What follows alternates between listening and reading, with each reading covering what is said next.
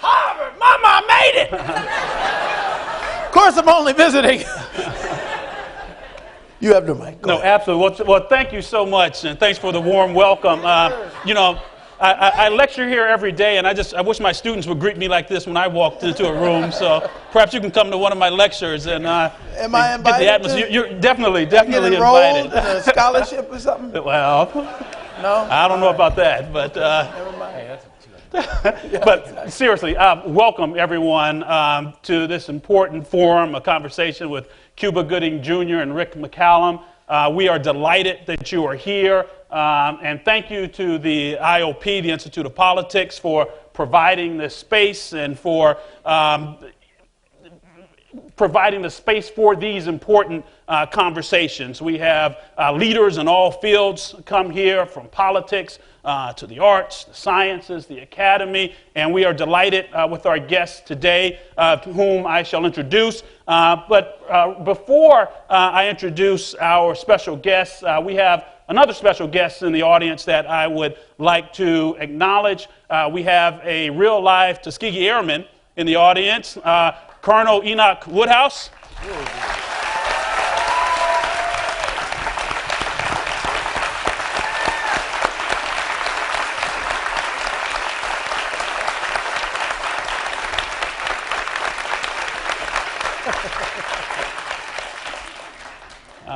Colonel Woodhouse, whom we affectionately call Woody, is a great friend of the university, a graduate of the Yale Law School.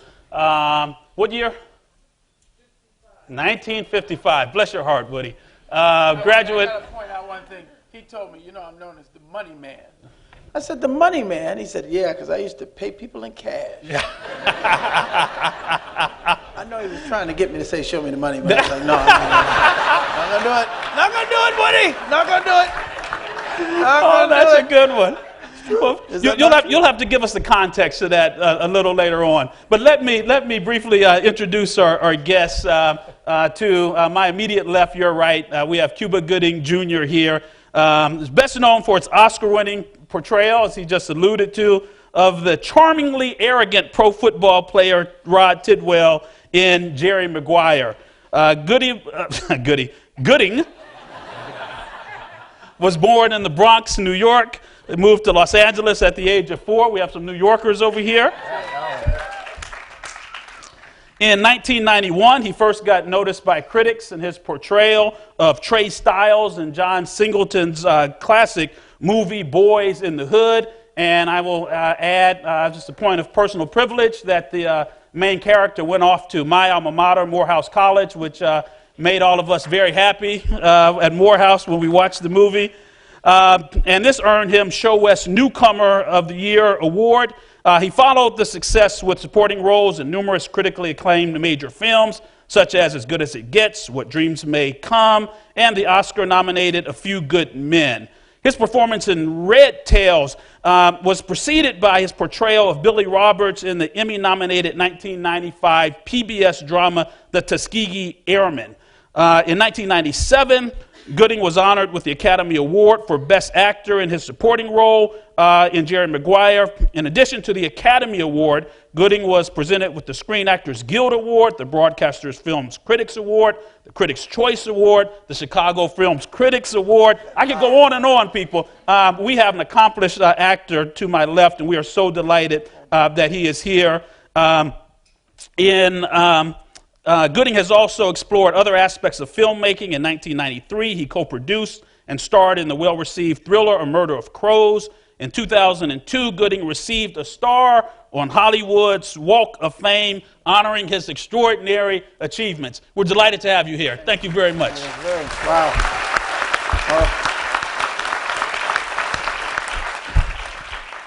And next to Cuba Gooding, we have Rick McCallum.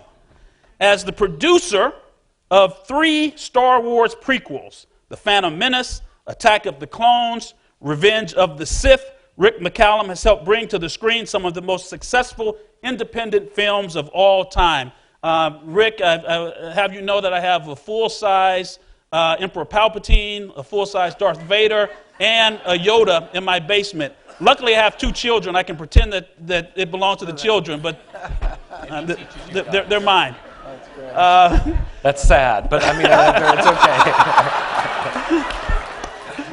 The global blockbusters are highlights in a career that has seen McCallum produce remarkably eclectic and always groundbreaking film and television projects, beginning with the 1981 Depression-era musical Pennies from Heaven by director Herbert Ross and Dennis Potter.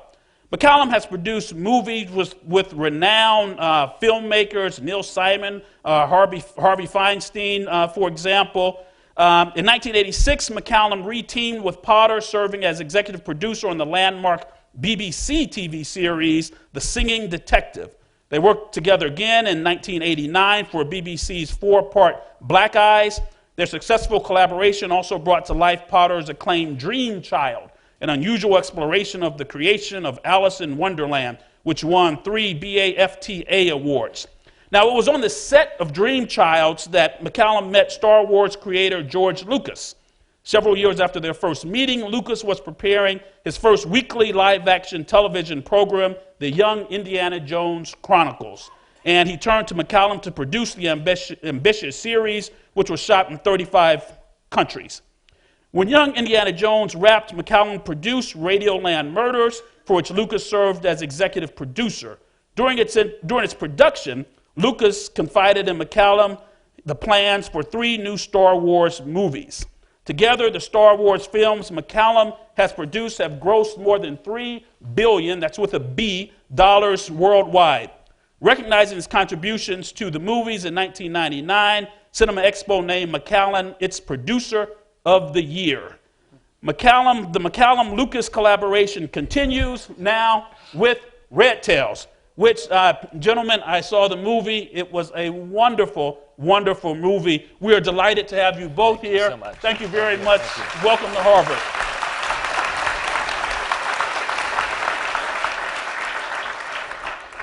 So at this point, we're going to watch some movies. So I'm going to turn it over to Rick, who's going to introduce this clip.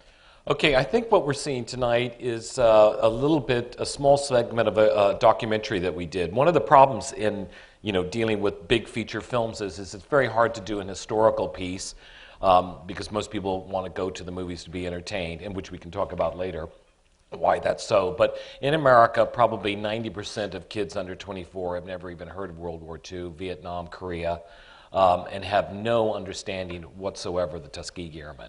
It's not taught in a single school. So one of the things that was just as important making the film was to do a documentary, an ambitious long-form documentary about the relationship that the men had when they went to Tuskegee, the unbelievable racism that they had to face. Then all these guys wanted to do was serve their country. All they wanted was a shot, just one chance to prove what they could do. They finally got a shot to go to North Africa, but then the Air Force or the Army wouldn't let them still fly at that point.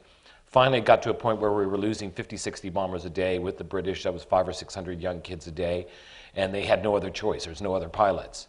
And then once they got their shot, they excelled in every single way. In fact, so much so that they had one of the very best records of the escorting bombers in the war.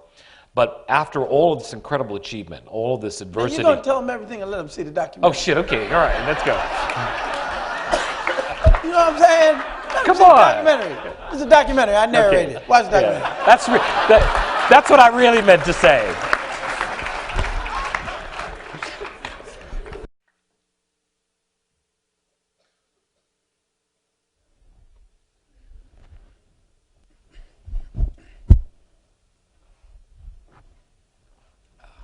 Wow. Well, that was great. Well, let's give it a hand again. That was a great clip.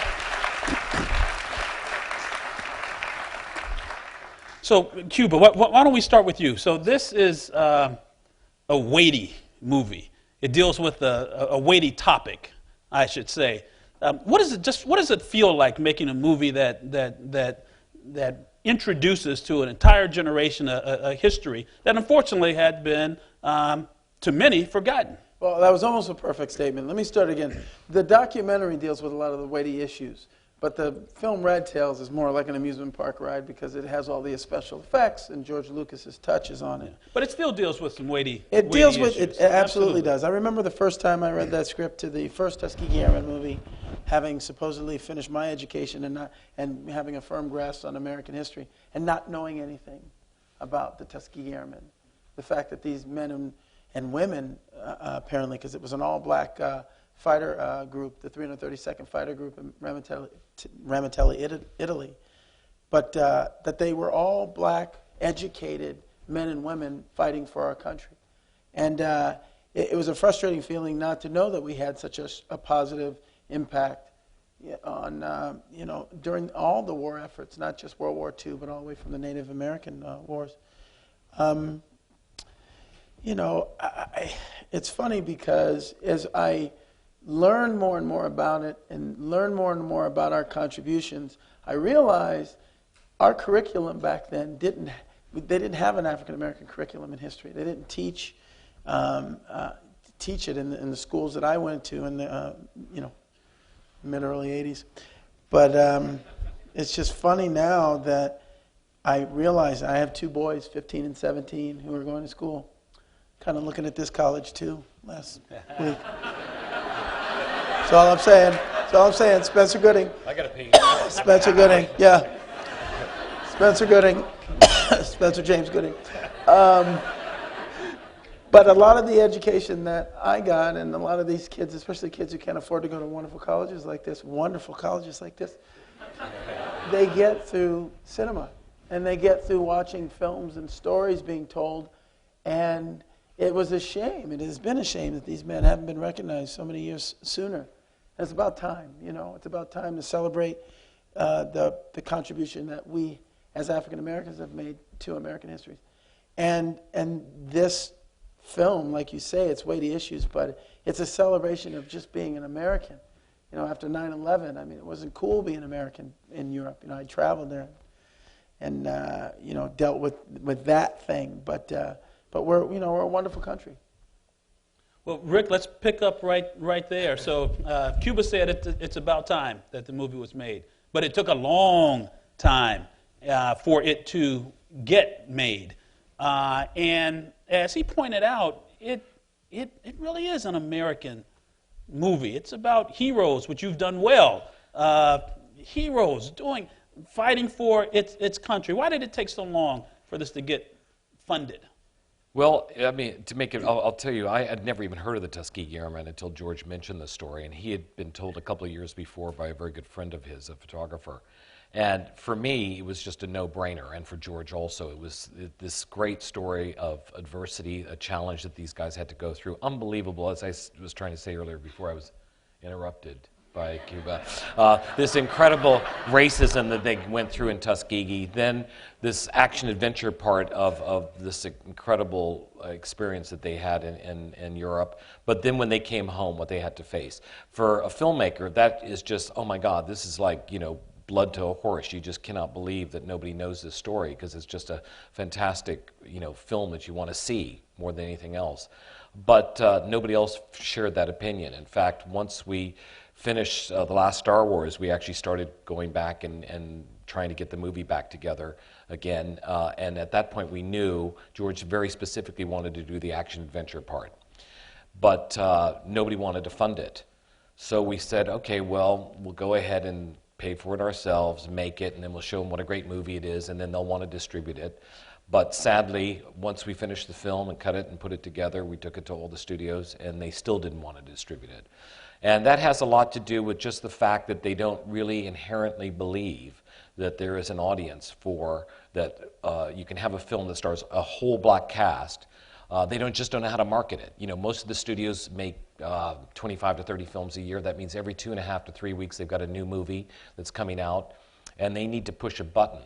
They need to be on the reruns of Friends. They need to be on Jay Leno. They need to be able to put a certain amount of advertising in the New York Times, which nobody goes to read. Nobody reads the movie. I mean, goes to the movies anyway, reads the New York Times. So they just push their button, and that's how it all happens. And that was one of the struggles that we've gone through. But for us, it was always just a fantastic, terrific, incredible story of heroism, a great adventure story, and also a great way to kind of get everybody to say, God, who were these guys? Right. Well, you both have touched on a theme about the entertainment value of the movie, and it was remarkably entertaining. So one of this century's most significant philosophers, his name is Richard Rorty. He died a few years ago. And don't worry, we're not going to talk philosophy. I was about to say, brother.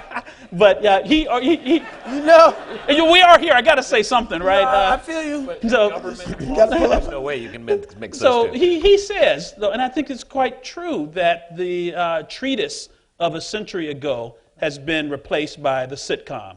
That is the single most important transmitter of values in our culture is now what goes on in popular culture. So I'll start with you, Rick, and then come to you, Cuba. How do you strike that balance with a topic like this between what may be a tension between the teaching aspect of it, historical accuracy, and so forth, and the entertainment aspect of it? What are you thinking? What goes through your mind? Well, it's going to be heartbreaking for you guys to understand this, but the film cost about $60 million to make, and then you need another $35, $40 million to get it out. That's for the prints and the ads. So you suddenly have a $100 million movie.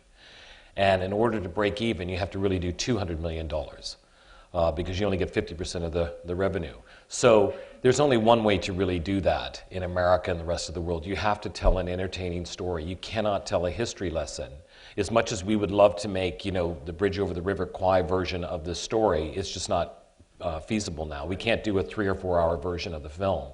So it has to hit people. It's got to tap into the collective zeitgeist of America, and they have to want to go see the film because they want to be entertained.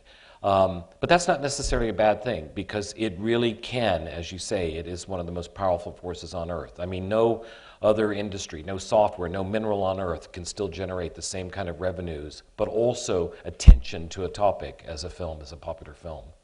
What about you, Cuba? I read you got to know the Tuskegee Airmen, and you really get into the story and the characters. So what are you thinking about this tension, if it is a tension? Well, let me first say one thing. I mean, because Rick really put it to task about the main goal in Hollywood is dough. It's Greenism. money. Greenism, yeah, exactly. And a lot of these studio executives are motivated by their fear of making a wrong decision and losing their job. But there's one element that we have to recognize here, and we have to, take the moment to acknowledge, and that's George Lucas's passion to tell this story. Because not only did he put his own money up to tell the story, but he knew that, like Rick had said, you need to make it an entertaining ride for kids, because that's what he wanted at first. But then he thought, he would feel like he did an injustice if he didn't clarify the accomplishments of these great men. So he put together the Double Victory documentary. Exactly. Now, I've been promoting movies for 20-something years now, and usually when you do a movie, you do 2 days of a press junket, you do a Jay Leno, you do, a few other shows. Everything happens like a week, maybe 3 weeks prior to the movie opening. This is my 3rd month of promoting this movie. Yes. We've been on no, but I'm not saying that to, but you little guy thing. Put the notebook in the pocket. No, but the reason why I'm saying that is because when George Lucas said to us, to Terrence Howard, to myself, to Neo, to all these other actors who have careers that we basically at some point had to put on hold to toot the horn of this, it was because of the understanding that he is so passionate and he will do anything he can to spread the word on this movie and putting his own name on the line, And a lot of the press has been focused on the fact that he spent like you say, some crazy amount of money because he wouldn't get it financed. And, if I had $1 billion and I had to take that much money out and do it, I'd probably be complaining too. So that's not my place to complain about it. My place is to focus on the fact that we need filmmakers like this to champion this story, and he did that. You know, he didn't say, well, I have another good friend of mine, Jerry Bruckheimer. I play ice hockey with him twice a week, and he's been trying to get this movie Lone Ranger off the ground, and they canceled that. Now it's going again. So these men who are these visionaries, they deal these great fights. I mean, this guy, he knows, he fights with the studio all the time. But this was a fight about something that would enable all of us, one, as Americans, obviously, because it's a great American story, but as African Americans to show their contribution to American history. And to me, it's like, it was a godsend. And it was born out of his passion to, like he says, he told these airmen after he did Star Wars, because he had watched some of the dogfights and gotten inspiration for that. And he said, I'm going to tell your story. And he was true to his word, all the way down to his own, What was the best thing about acting in the movie? Or even two best things if you don't want to narrow it. Oh, yeah, so many great stuff. I mean, my favorite roles are the ones where real-life characters, Radio, Men of Honor, Dory Miller, Pearl. When you have characters that you can follow and find truth in, and especially if they're alive, that's the funnest thing. So the research part is like the gig. That's the drug that we have because we're creating the truth of this person. So to have these men on the set every day telling us stories that they had to deal with during World War II was a treat. That to me was like the high that has propelled me. And this was in 2009 we shot this movie. Okay, we wrapped this movie and now here we are in 2012, finally delivering it to the people. So and we've had 30-something screenings. We had a screening, with Oprah Winfrey because she saw the movie and was so moved. She had her screening and she invited Tyler Perry, and then he saw it and then he had his own screening of it. So those moments, and then of course President Barack Obama at the White House screening it there. So I think those experiences are, like you said, there's not just one, there's a bunch. So in terms of telling stories, Rick, what was the decision with respect to the Tuskegee part of the story? So the movie assumes that the viewer, I think, knows sort of what the role Tuskegee played, Tuskegee University played in training and so forth, and it sort of takes off at a point in time when the group was formed and so forth. What about that part of the story? Why was that not foregrounded? What sort of decisions went into that? Well, I think one of the things we knew the film was going to be divided up to about an hour up in the air, an hour on the ground. And again, as I said before, one of the most difficult things is we struggled for years to make the Tuskegee, the European, and then the civil rights part of the overall context of the movie. But it was so unwieldy, it was so big, and it gets to a point where you realize that each one of those sections needs its own film to really properly show and tell people what was going on at that time. And we just didn't have the resources, we didn't have the money to be able to do that on our own. And also audiences had shifted from 1990. You couldn't do a 3-hour, it was very difficult for us to be able to launch a 3.5 hour movie. No attention span anymore. Absolutely. So the idea was to get everybody interested in this part, have the documentary fuel the rest of the part. The documentary, we're very happy to say, will be in schools this year in September. It's being part of a huge campaign the teachers are embracing all over the country in high schools and junior high schools. So that part we figured, well, that'll take care of itself. And then if the film does reasonably well or well enough, then somebody can either do the prequel or the sequel to the film. Okay. Now, what about same question about stories? What about the women, the love interests of all these great pilots? Some of whom were at home waiting, but we also had a few Tuskegee Airmen who were women. They weren't allowed to fly, unfortunately. Exactly. Any thought about that story, weaving that in? Well, when the guys were in Naples, there were a lot of there were a lot of African American women there that were in the Red Cross. But when they went over to Ramitelli, and this is a fictionalized part of the story what took place, they didn't come for about 6 or 7 months. We didn't try and get into the story of that too much because what happened is a lot of the guys did meet white girls there, Italian white women. A lot actually got married, not a lot, but a few got married. It just wasn't part of the story in that thing, because that brought up a whole that's another nother story. issue. I actually wasn't even talking about that story. Major story that needs to be told. What he's also. saying is the sequel, my character is going to have women. Yes, exactly. That's what he's saying. And So I'll take it. And he's doing research right now. He's preparing, huh? There you go. You know, you always got to take one dirty. You just can't let the joke lie. So Cuba, Yes, Rick mentioned that, you know, the fictionalized account. So when you were in Italy, or the characters were in Italy. So how much do you get people coming up to you and saying, well, you know that scene in the movie, it seemed like it was Wednesday, but it really happened on Tuesday. Yeah. What do you think about that? Well, more specifically, that isn't a B-51 bomber, that was a B-17 bomber, or B-24. It's like, I get it. Breathe through the nose. I get it. No, I mean, you know, each, like they say, the great filmmakers say that you don't finish a movie, you surrender it. Because at any given time, you can tweak it, you can adjust, you can add. You know, it's the hardest thing is sitting, watching your movie and seeing something and go, oh man, I forgot, and it's already out there. So, you know, and then it takes its life of its own. You know, people say, oh, wow, that was interesting how you did that thing, and that was great. But that wasn't even that was a take. I don't know why they used that take. How'd that get in the movie, you know? So, but it's, you know, it's the power of cinema. You know, people, they take it sometimes as the Bible, which is, again, why we thought it was such an important statement to make about the Tuskegee Airmen, to show that they had, you know, a major contribution in the war efforts, and to put those black faces up there, and just not, you know, I know a lot of said the black airmen, but they are just airmen. You know, these are airmen, and kids don't see color. You know, George Lucas tells this wonderful story where he had a screening, and there, at the end of the screening in Atlanta, and there were these two young Caucasian kids who were going through the lobby of the theater, going like this, and one was going, "Look, I'm lightning," and the other was going, "No, look, I'm lightning. You not lightning, I'm lightning." And lightning's a black character, and to me, that's like, all right, now the film's making the statement, because it's just, you know, it's just I think it's a healing statement for America, you know, so.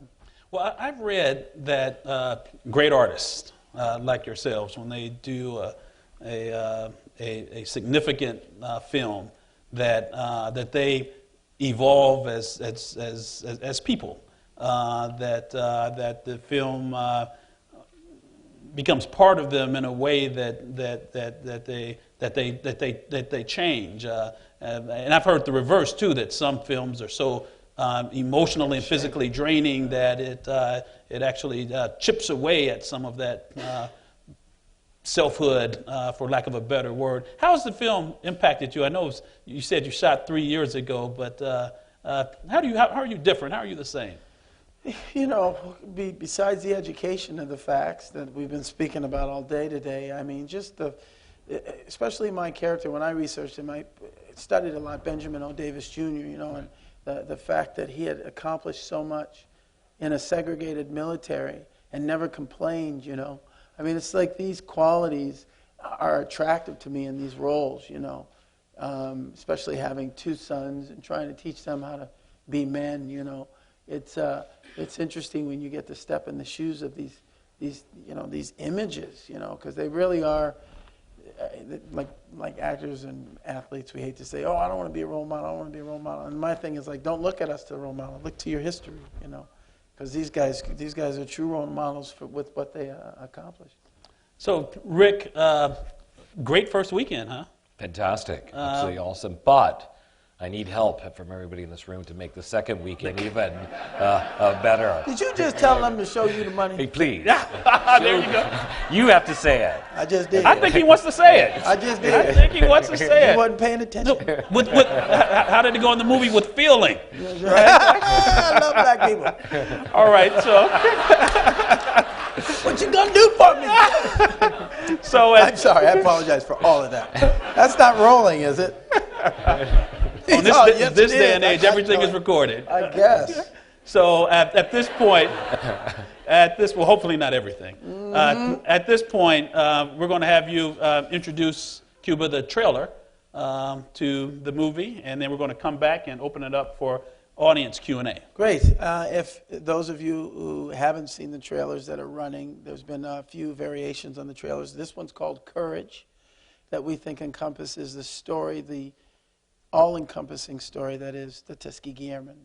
Red Tails.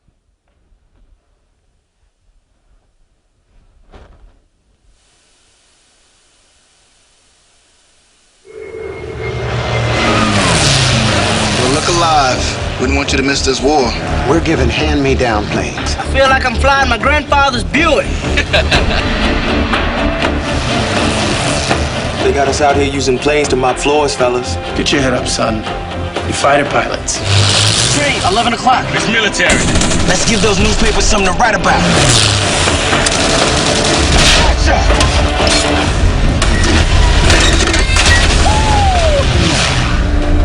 We've done every low-down, dirty job you've handed us. You have not assigned us a single forward mission. You're just gonna have to suffer a failure.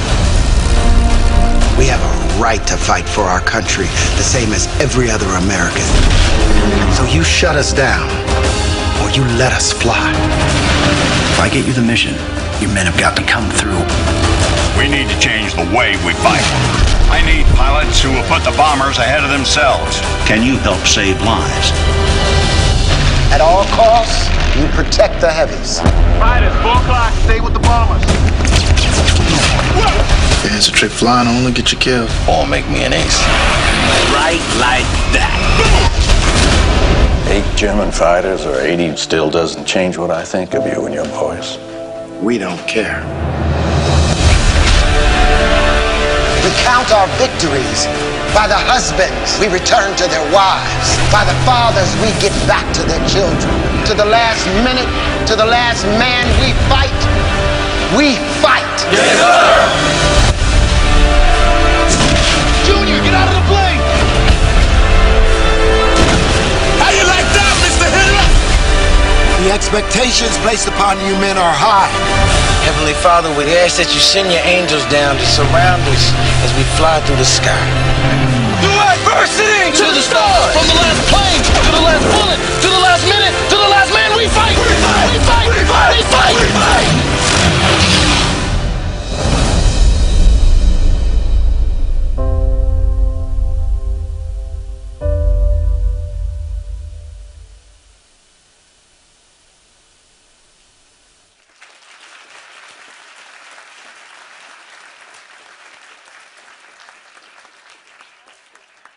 It up to the audience for questions. We have 2 microphones, and if we could start a queue.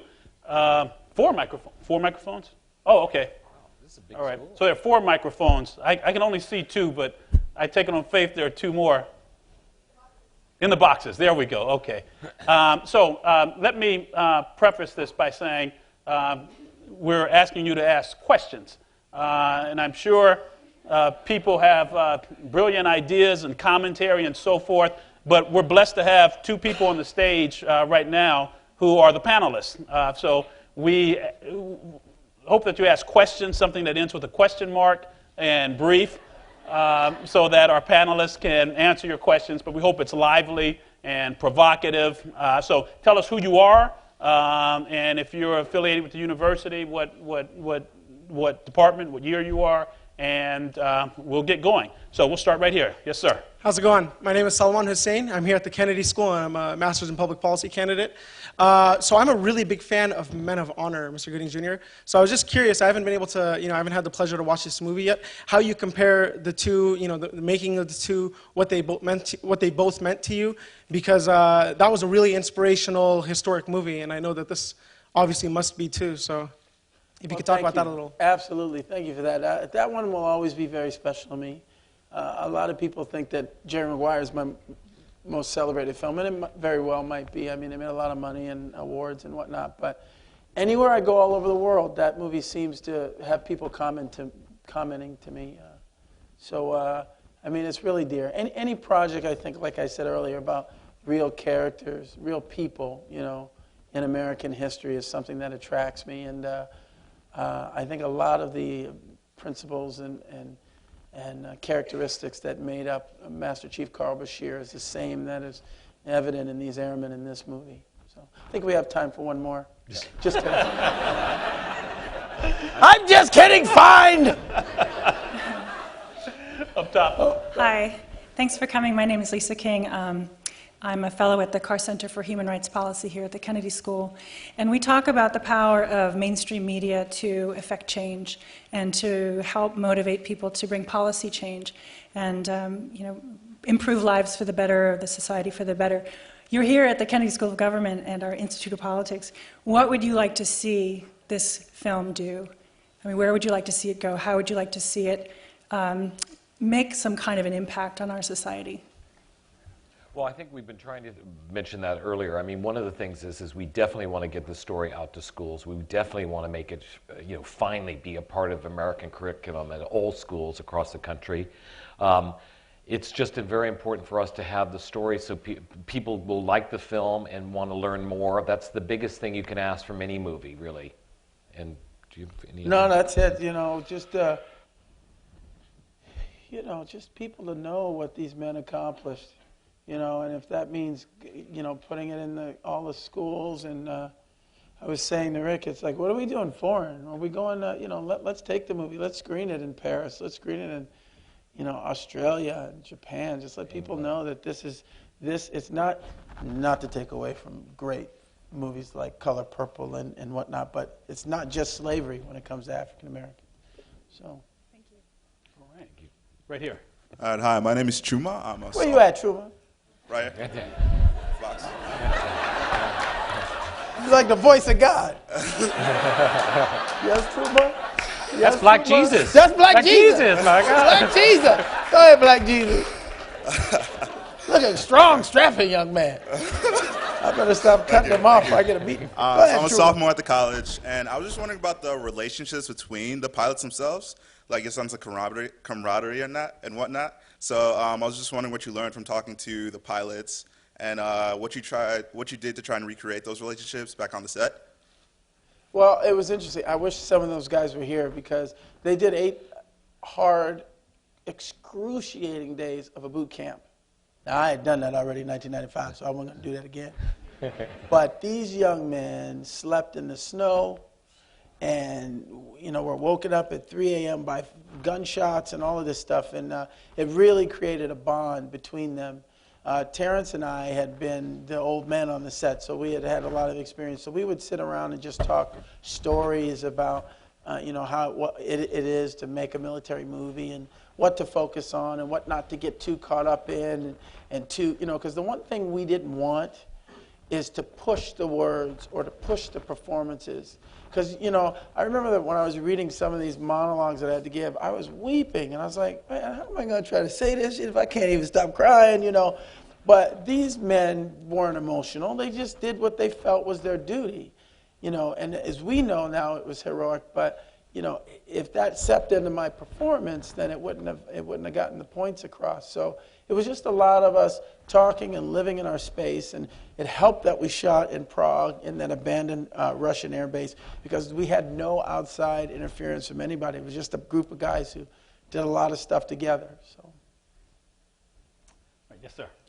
My name is Damalari Sonoiki. I'm a junior at the college, and there are a lot of articles about the difficulty of getting the movie financed because of, it was seen as a black movie. And a lot of these articles, they mentioned actors like Denzel Washington and Will Smith who are kind of seen as like post-black and who can kind of, maybe that's not the right word, but who can lead a movie on their own and not have it seen as a black movie. And what do you think about that? And what are your thoughts, on that phenomenon? How do you achieve like post-blackness as an actor? And how can we get? How do you go past your blackness?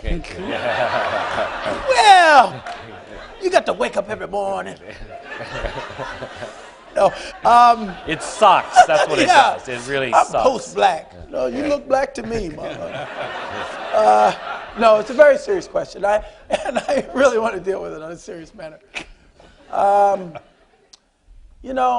There's a list in Hollywood of actors. Let's just leave black out of it for a second, just so I can answer your question. There's a list of actors that from Tom Cruise to Russell Crowe and Daniel Day-Lewis, that the studios will greenlight no matter what they want to do to some extent. And there are other white actors that are trying to get on that list, that are fighting to get on that list.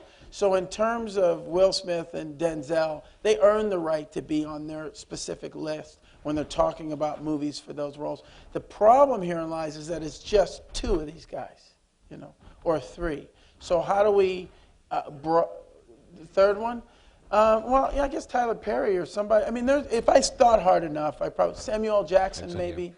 But Cuba Gooding Jr. to some degree. Absolutely. I'm sorry, what? There you go. What'd you say?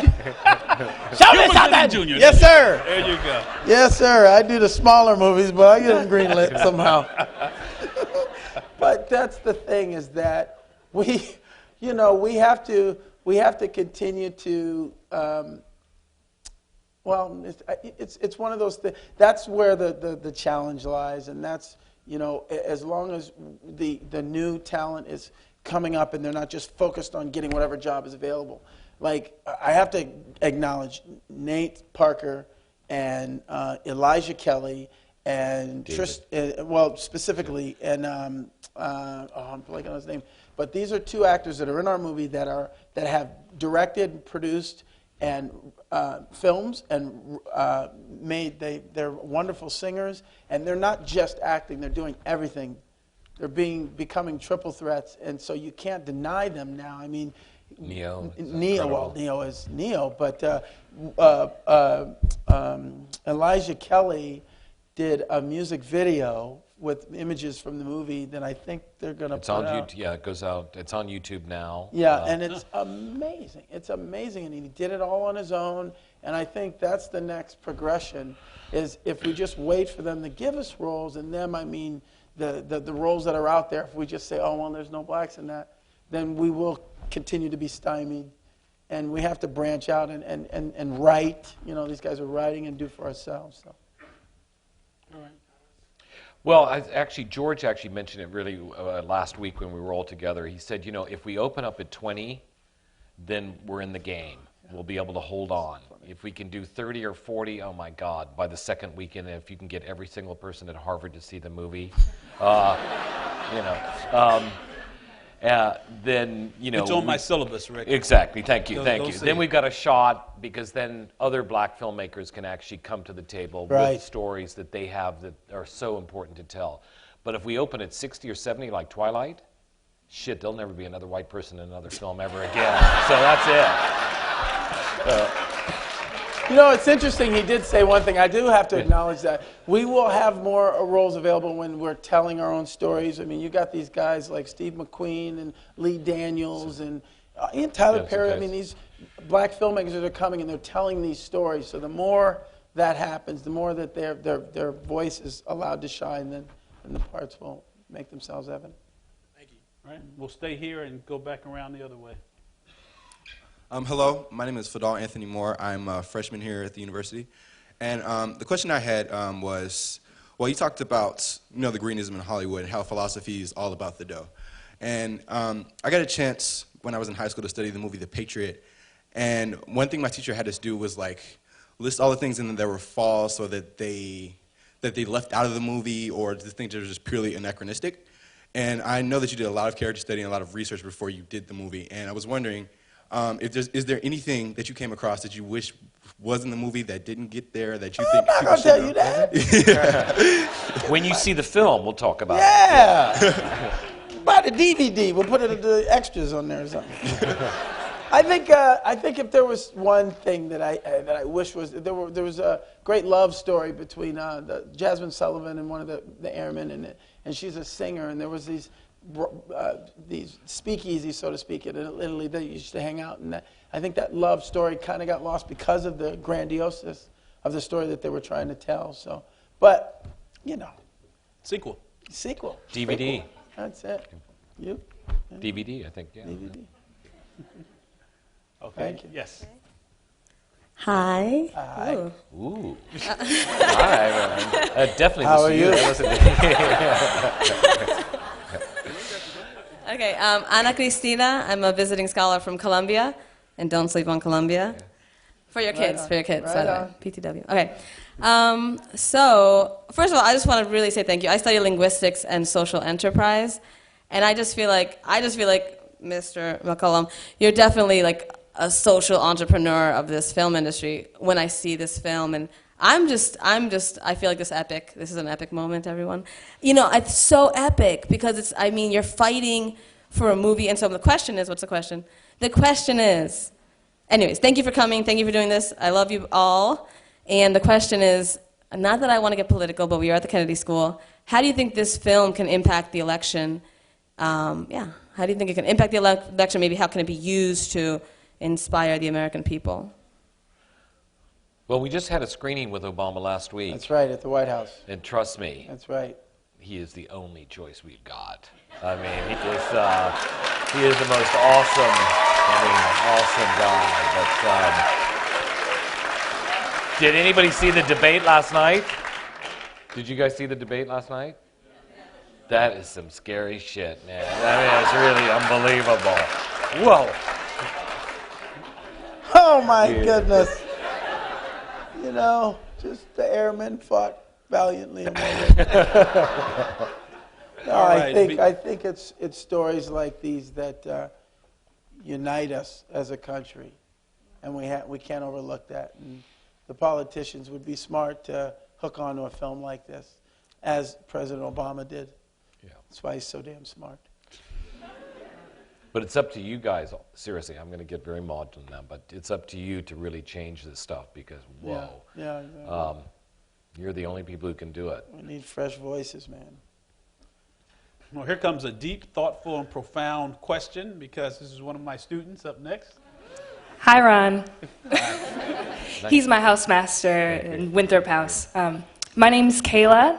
I'm a junior at the college, and Cuba, you're in a very unique position where you've done 2 movies about the Tuskegee Airmen, one of them being a documentary over at PBS, and now George Lucas's film with it being action and adventure. And I was hoping that you can tell us about maybe the differences in the stories and how it was being told and portrayed. Well, the documentary on PBS, you mean the one, The Double Victory, or are you talking about the HBO movie in 1995, The Tuskegee Airmen? Yeah, that one. Because that would be 3. Okay, sorry.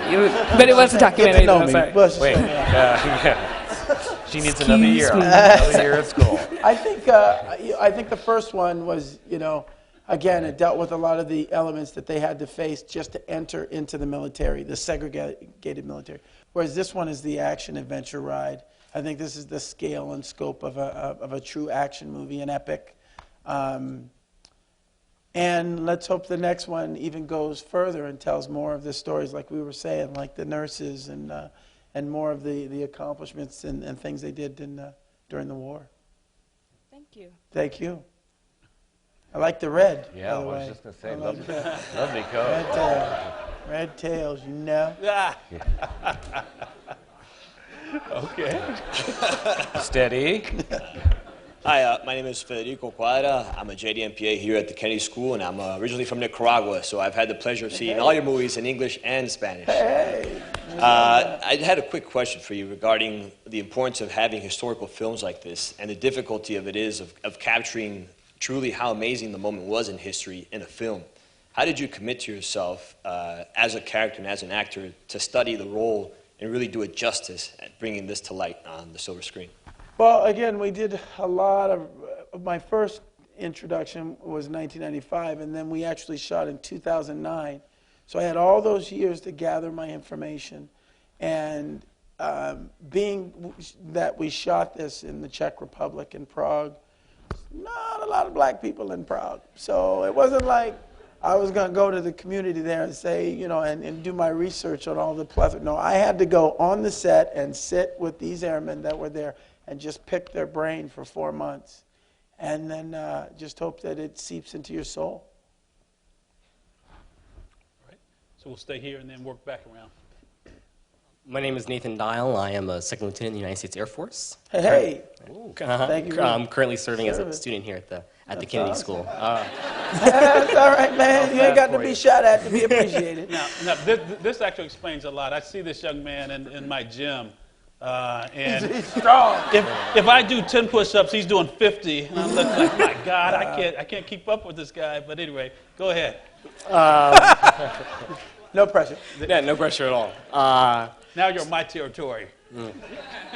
So the Air Force is having the first ever reunion of all the African American graduates of the Air Force Academy this summer in Disney World at one of the resorts there. And on behalf of, as a graduate, I think I have the ability to extend an invitation to you all and the whole crew to please come down, do something down there at this reunion, because I think with this movie being so monumental, your presence and your story and your ability to question those people that'd be great. Would be amazing. When is it? It's June 12th, I believe, is the date. 12th to the 15th is when it is. We'll crack that. So definitely if we can talk afterwards and give you the information. Would you be willing to consider it? Yeah, absolutely. Yeah. I'm saying all this. That's the question. Absolutely. Another one of my students. Go ahead. Okay. Hi, my name is Sasheda Mwanza, and I'm a junior studying filmmaking at the college. And what I wanted to know is, how can young people, aspiring filmmakers like myself, especially African American filmmakers, break into the industry, promote and market our ideas when people such as George Lucas are really having a hard time? Oh, thank you. Give it to him. Give your resume to him. Call him. That's Yes, the producer. my name's Sasheda Mwanza. I'm free over the summer. If you need an intern, I'm right here. You go see the movie, take 10 friends, he'll get you a job. No pressure.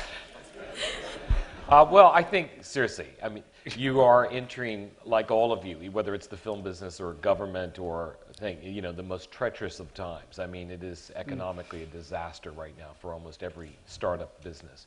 But the most important thing is I know you guys have to make money and you have to look at yourself because you've just cost your parents a fortune or yourself a fortune being here. But the truth is you've got to love what you do more than anything else in the world, because the money will never be enough, and it'll never get you to the place that you need to do right now for the next 10, 15 years unless you are ready to give up everything. And the truth is, whether it's in the film business or government or anything, if you don't give up your 20s, you're going to have a lousy 30s, 40s, and 50s. If you give up your 20s and you are just totally focused on the stories that you want to tell, what kind of filmmaker you want to be, how you want to be able to express yourself in the most fiscally responsible way, which means cheap, then you will get your stories made, because right now is also the best time to be able to go out on the web with a film that you've shot. It's just never existed before. Finally, we have the bandwidth to do it. But on every other level, and every terms of other endeavor that anybody's interested in here, you have to have the most unbelievable passion, because it's a cruel, treacherous, horrible world that somehow we managed to get through, all right. But for you guys, it's a totally different thing. You just got to love what you do more than anything in the world. And give up everything to achieve it. Stab anyone in the back. Do anything you got to do. He's not kidding. No, I'm not. Yes. Hi, my name is Rodriguez Robertson. I'm a freshman at the college. My question actually refers to a movie that came out recently in those 3 years between when you guys started filming and when you actually released the film, The Help.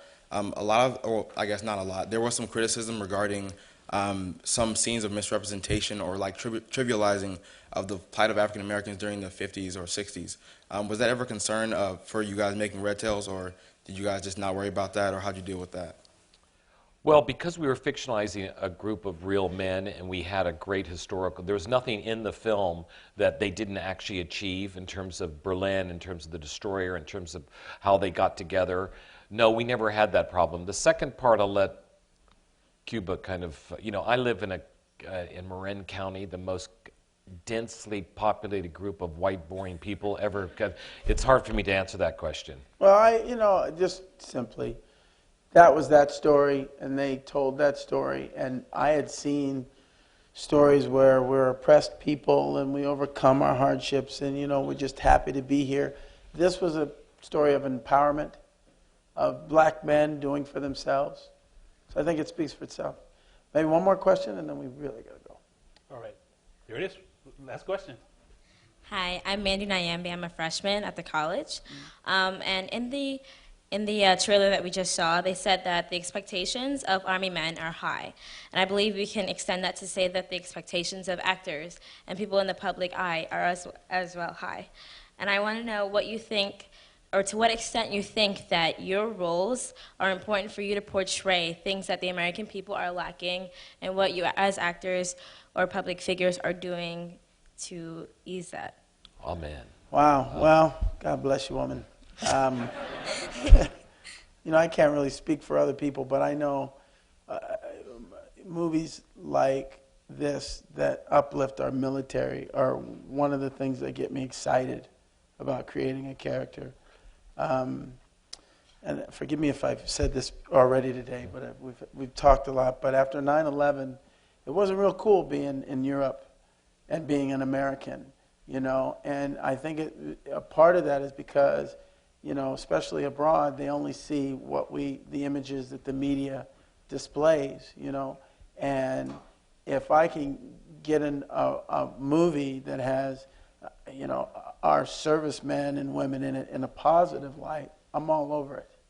I'm all over it, and I'm actually, it's one of my focuses. Because no matter if you're Republican or Democrat or any of that stuff, what pisses me off when I hear the debates is when they talk about the military, and then it's like, oh, well, then you have to be Republican or whatever it is. It's like these men and women are fighting for our freedoms, and I believe that, yes, we have bad people and good people in every faction of our military, but ultimately, this is the greatest country in the world, and it's the greatest place to live, and any way you can to defend that, I will, and that's all I got to say. Thank you. Smooth. Well, with apologies to those in the queue, we have to wrap up, but we have Colonel Woodhouse very briefly. Well, I wanted to thank the Harvard audience here, which is unusual to get such a varied group for such an important event. And I must say that I've enjoyed both of your performances today, and they were all different. And Master Winthrop, I wish you would present this to Mr. Gooding, please. Is it a checkbook? Yeah. It's a check from me. Oh, is it? Yeah. Sure is big. As the Master of Winthrop, you do the honors, but I wanted you to have the honor of presenting something special to Mr. Gooding that he has never seen and never will receive, and it's free. Well, that's it. Mr. Gooding. Thank you. My pleasure. I'm curious. Me too. Oh, wow. Here, why don't you grab it like that. Wow. Look at that. It's beautiful. That's beautiful. Thank you. Thank you. That is beautiful. Now, Mr. Gooding, I must say, as a military man, yes, sir. You are out of uniform. You should be wearing a red necktie. Uh-oh. Well, this is kind of red. No. It's more like burgundy. So this is my official Tuskegee. Wow. Thank you very much. Oh, man. I honor that. I honor you, sir. I honor you. Thank you, sir. Be careful, too. Yeah. Wow. And whenever you go presenting this fantastic movie, I want you to see you have an official Tuskegee Airman's necktie. It's red, and it's not crimson. It's red. Fantastic. Thank you. All right, thank you. Thank you, Eddie. I love it. Thank you so much, sir. Thank you. Yeah, we really appreciate it. Great. Thank you, everybody. Thank you. Thank you. One quick photo.